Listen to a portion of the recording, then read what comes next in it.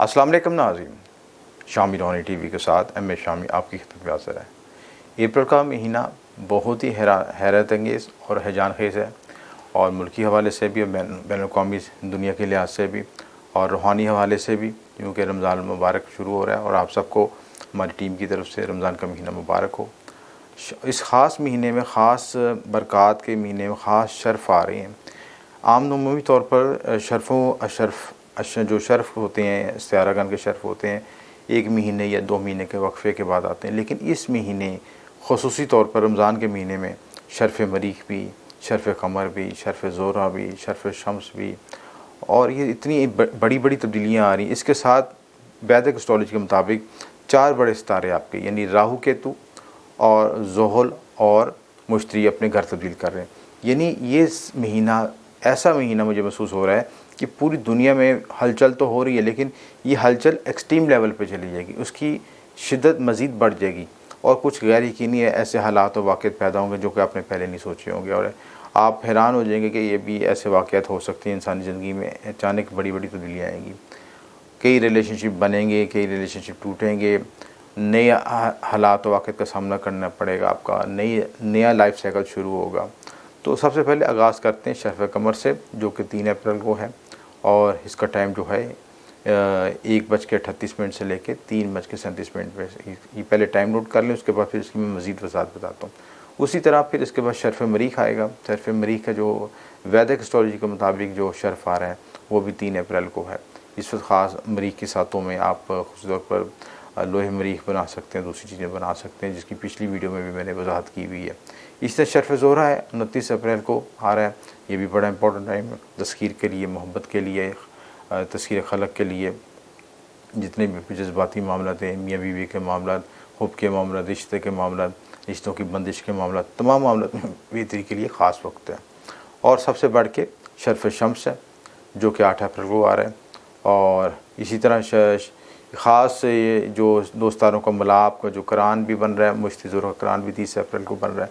तो ये पूरा महीना ही एक ऐसी एनर्जीज़ को ज़ाहिर कर रहा है जो कि गैर यकीनी एनर्जीज़ है। गैर यकीनी इस लिहाज से ले रहा हूँ कि ये आपकी लाइफ में बड़ी शिफ्टिंग कर देंगे, आपके ज़हन ख़यालात में, सोचों में बड़ी हैरानकुन बातें लेके आएंगी। जो ये चीज़ें पोशीदा थी वो नुमायाँ होनी शुरू हो जाएंगी।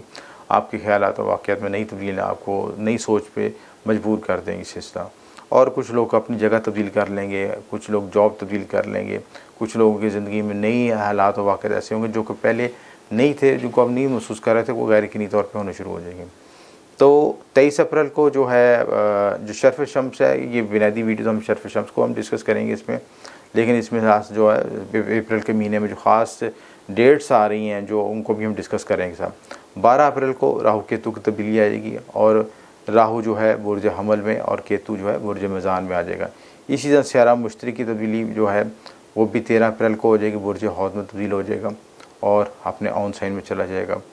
स्यारा ज़ुहल जो है 29-30 अप्रैल को बुर्ज दल्ब में चला जाएगा। ये भी बहुत बड़ी तब्दीली है, 2.5 साल तक यहाँ पे रहेगा।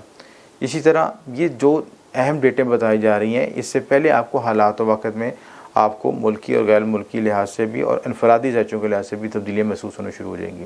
तो ज़हनी तौर पर तैयार रहें, एक्टिव रहें इन हालात और वक़्त के साथ अपने आप को ढालने के लिए। इसी तरह जो आपको शर्फ़ क़मर का जो ख़ास वक्त है 3 अप्रैल को बताया, उसमें जो अमाल कर सकते हैं, आसान अमाल कर सकते हैं, खुसूसी विर्द पढ़ सकते हैं, या अल्लाह या रहमान या रहीम का विर्द पढ़ सकते हैं, 111 मरतबा पढ़ सकते हैं या 1100 मरतबा पढ़ सकते हैं, क्योंकि क़मर का अदद 2 है तो 11 का अदद के लिहाज से पढ़ना बेहतर रहेगा। इसी तरह सूरह क़मर की तिलावत करना, सूरह क़मर को सुनना, और इसके अलावा सूरह क़मर को किसी चीज़ पर पढ़ के दम करके खाना इस्तेमाल करना, या सूरह क़मर के नक्श और अलवात अल-इस्मत बनाना, इस तमाम चीज़ें जो हैं इस ख़ास वक्त के लिए आप फ़ायदा उठा सकते हैं। इसी तरह जो शर्फ़ शम्स का ख़ास जो ख़ुसूसी अहम सबसे इंपॉर्टेंट शर्फ़ है जो उसके साल में एक दफ़ा आता है, क्योंकि शम्स की अहमियत ज़्यादा है, क्योंकि वजह यह है कि ये आपकी तमाम सितारों को एनर्जी देता है, सोलर सिस्टम का बुनियाद है, और जो चीज़ पे पूरा निज़ाम चल रहा हो तो उसकी अहमियत सबसे बढ़ के होती है। जैसे घर में वालिद की हैसियत लाज़िम मलज़ूम है, कलीदी रोल अदा करता है, और वालिद के बगैर फैमिली मुकम्मल नहीं हो सकती, न्यूक्लियस है। तो इसी तरह शम्स भी हमारे निज़ाम शमसी का न्यूक्लियस है, और न्यूक्लियस के जो है यानी बुनियाद है, तो बुनियाद को जितनी बुनियाद की अहमियत सबसे ज़्यादा होगी। तो शर्फ शम्स के लिहाज से जो उसका टाइमिंग जो आ रहा है, दोनों लिहाज से आपको बताया जाएगा, दोनों स्कूल ऑफ थॉट के लिहाज से, वेस्टर्न एस्ट्रोलॉजी के मुताबिक भी और वैदिक एस्ट्रोलॉजी के मुताबिक भी।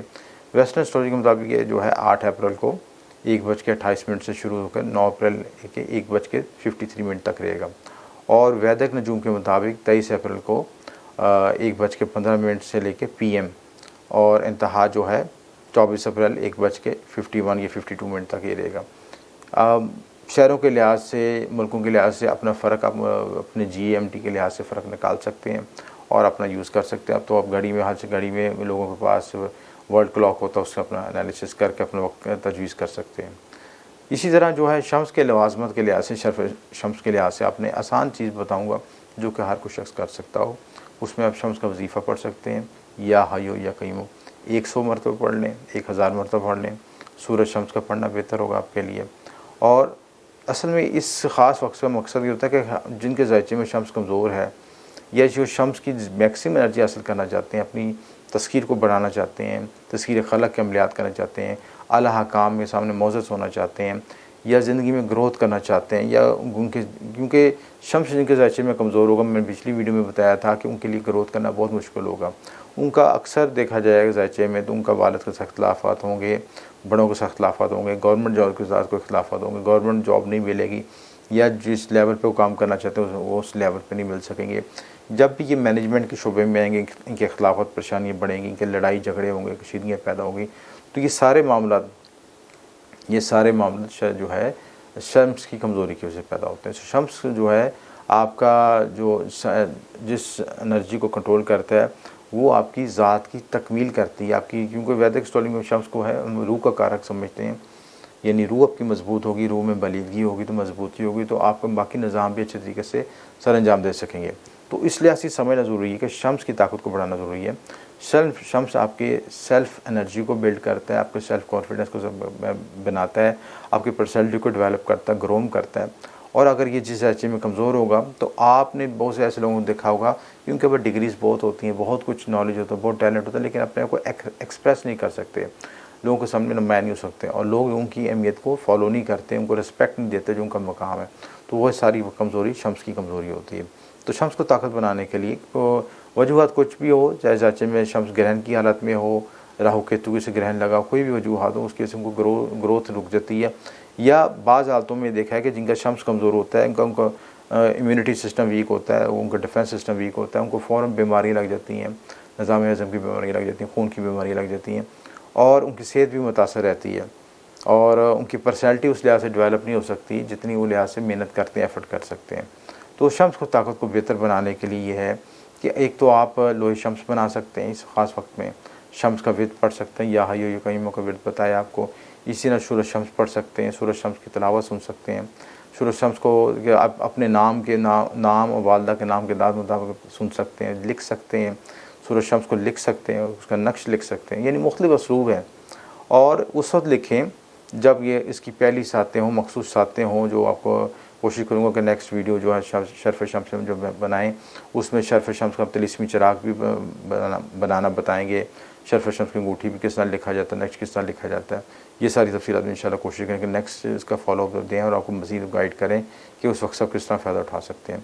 इस ख़ास वक्त में हम शर्फ शम्स का तिलिस्मी चिराग भी बना रहे हैं, 4 कोण वाला चिराग है, और जो कि जिनके ज़ायचे शम्स बहुत ही वीक है, ये 0 डिग्री पे है या नहस हालत में, तो उनकी तरक्की ग्रोथ के लिए या उनको नेगेटिव एनर्जी से बचाने के लिए जादू टोने से, क्योंकि उनका यूरा वीक होता है तो फौरी तौर पे नेगेटिव इफेक्ट चल दिया जाता है। तो उस लिहाज से बचने के लिए उनको शम्स का चिराग जो है ये घर में रोशन कर सकते हैं, जहाँ पे काम करते हैं वहाँ पर रोशन कर सकते हैं। इसके साथ जो शम्स के तिलिस्मात हैं, जो उसकी एनर्जी मिल के उनके यूरा को एक्टिवेट करेगी और ज़िंदगी में ग्रोम कर सकेंगे, बेहतर कर अपने लिए बेहतरी के मामला तय कर सकेंगे। शर्फ शम्स की अंगूठी पहन सकते हैं, ख़ास तिलिस्मी अंगूठी होती है इज़्ज़त दौलत, माल दौलत, शोहरत, तरक्की, कामयाबी के लिए। और लवाजमत के लिहाज से अगर देखा जाए तो उस दिन आपने क्या करना है, शम्स का सदका देना है, गंदम बाजरा का सदका दे सकते हैं, सब्ज़ कपड़े का, सुनहरी कपड़े का सदका दे सकते हैं। जो साहब ऐसे शख्स है वो सोने जवाहरात का सदका दे सकते हैं, किसी गरीब बेवा की हेल्प कर सकते हैं। और ये यानी अपने वसाइल के मुताबिक जो है जो चीज़ जितना तफ़ीक कर सकते हैं उसके वालद को खिदमत करें, वालद को गिफ्ट दें, कोई हेल्प करें, हो सके तो उनकी उस दिन कोई उनको तोहफ़ा तोहफ़ ले दें। इस सिलसिले बुज़ुर्ग हैं तो उनकी सबसे जो लोग कुछ नहीं कर सकते वो वालद की टांगें दबा लें, खिदमत करते हैं। चीज़ें उसी तरह लोहे शर्फ शम्स का नक्श बनाने के लिए, लवाजमत के लिए चाहिए कि आपके पास सोने, चांदी या गोल्डन पेपर होना चाहिए, जो आपके पास वसाइल उसके लिहाज से न्याज का बंदोबस्त कर लें। हस्ब तफ़ीक घर में कोई भी शीरीनी पका लें, ज़रदा चावल पका लें, जो हस्ब तफ़ीक है। अगर ज़्यादा आप साब हैसियत हैं तो आप जो है गोश्त पका के, मटन गोश्त पका के गरीबों में तकसीम करें सिलसिला। यानी जो आप देखें कि भुना गोश्त जो है शम्स का तलब बादशाह से होता है, तो बादशाह के दस्तरखान पे जो खुराक मौजूद होगी आप उससे अंदाज़ा लगा सकते हैं कि कितना क्या खुराक होनी चाहिए। और वो को अगर बादशाह अपने दस्तरखान पे किसी गरीब मुस्तकिन को बैठाए तो उस वहाँ पे क्या लवाज़म मिल सकते हैं। इस चीज़ से आप अंदाज़ा लगा सकते हैं कि ये क्या उस वक्त न्याज होना चाहिए। और वसाइल कम है तो जो अपनी जेब के मुताबिक पूरे कर सकते हैं। सदक़ात का बंदोबस्त करें। गंदम का सदका बताया, दूसरी बाजरे का सदका, इतने ऊद लगा लें या जो भी इत्र मिले आसानी से लगा लें। उसकी तरह ऊद का बखूर जला लें, नहीं मिलता तो आप अगरबत्ती जला लें, जो भी आपकी तफ़ीक है। रजाल गैब का सार करें, उनका सलाम पढ़ के बैठें और हिसार का अमल करके बैठें। हिसार करें ताकि कोई लजत का बाइस का ना हो, आप अमल में बैठें तो कोई लजत महसूस ना हो। इस लिहाज से नक्श और उसकी चाल को पहले समझ लें। नक्श जो आपको वीडियो में दिखाया जा रहा है उसके मुताबिक नक्श बनाएं, उसकी चाल बनाएं और उसके मुताबिक उस खानों में सारा लिखें। उसके मुताबिक आप जो है ये पूरा प्रोसेस करें कि उसमें जो है उसके अज़ला बना के, उसके मोकल के नाम लिख के पूरा प्रोसेस करके फिर उसके बाद उसकी चाल मुकम्मल करें। इसी लो बनाने के बाद लो को फिर उसको विर्द करें और उसको चार्ज भी करें। असल चीज़ चार्जिंग होती है ताकि उसका सही रिज़ल्ट मिल सके। ये तमाम लवाज़मत आपको बता दिए गए। इंशाल्लाह नेक्स्ट वीडियो में मैं आपको चाल बनाने का भी तरीका बताऊँगा ताकि आप मज़ीद भी इसको फॉलो कर सकें। अगर इसमें आप कोई बात ना समझ लगे तो दिए नंबर पर रब्ता कर सकते हैं।